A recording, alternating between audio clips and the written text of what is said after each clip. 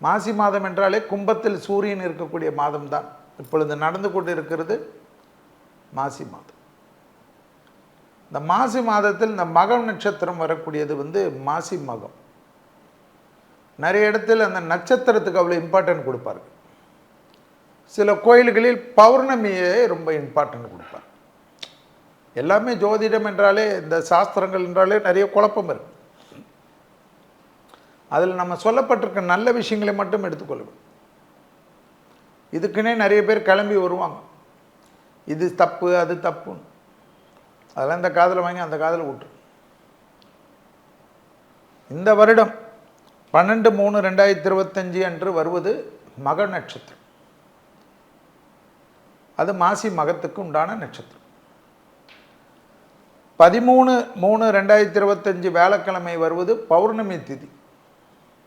சில கோயில்களில் உங்கள் வீடு பக்கத்தில் சிலவங்க அந்த மாசி மகத்தை அன்னைக்கு கொண்டாடும்.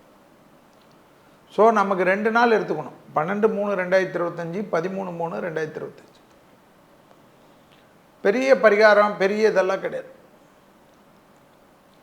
கும்பத்தில் இருக்கக்கூடிய சூரியன் தன் சொந்த வீடான சிம்மத்தை பார்ப்பது. சிம்மம் என்பது சூரியனுடைய வீடு.